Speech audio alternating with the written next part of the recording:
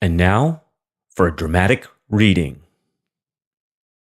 I am not a pattern to be followed. The pill that I'm on is a tough one to swallow. I'm not a criminal, not a role model, not a born leader. I'm a tough act to follow. I'm not the fortunate and the fame, or the same version I'm telling you to forfeit the game. I came in the ring like a dog on a chain, and I found out the underbelly is sicker than it seems. And it seems ugly, but it can get worse. 'Cause even the blueprint is a gift and a curse. 'Cause once you have the theory of how the thing works, everybody wants the next thing to be just like the first. Woo, got through it. All right. Whew, I'm peeking out there, I think. Let's lower that a little bit. All right, so what was that? That was Linkin Park. You guys know, that's my favorite group. Name of the song is When They Come For Me. And I love that verse, and I think that's why I chose to share it with you today, is just, I'm not a pattern to be followed. So we've done, what is this, number 16 now? Oh, we're just past 16. 16 episodes, that's about, 4? I'm not really great at math, but 4 episodes a month for 4 months, right? 16 episodes. And there's been a pattern of what the shows have been like. And I'm tired of it.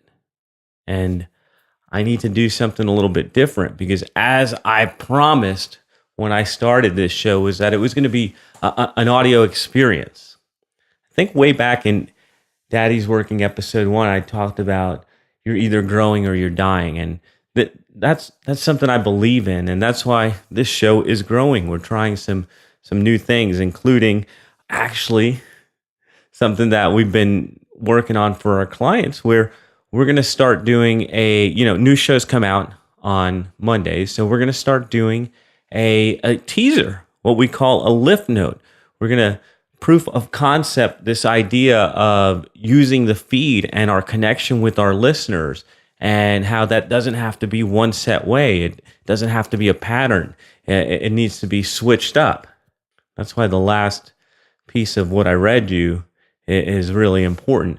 Because once you have the theory of how the thing works, everybody wants the next thing to be just like the first. It's one of my favorite things about Linkin Park is that I love them.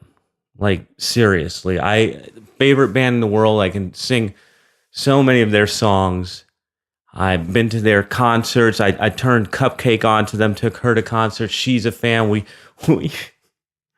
even got our son Huddy into them now. And thing is, some albums come out and I love them. Like The Hunting Party. When that came out, I heard that and I just wanted to bang my head, and it was like old Linkin Park, and I loved it. And right from the first second, the first bar I heard, I loved it. And then there's other ones like One More Light, their last album, which was a tour they were doing when Chester passed away. I hated that album when it first came out. I could not stand it, didn't want to listen to it. I bought tickets to the concert, and they sent us a couple CDs, and I wouldn't even listen to the CDs. And it wasn't until Cupcake started listening to it a lot, and then Huddy started singing the songs that I gave it another chance, and now I love the album. And that's it. You got to keep innovating.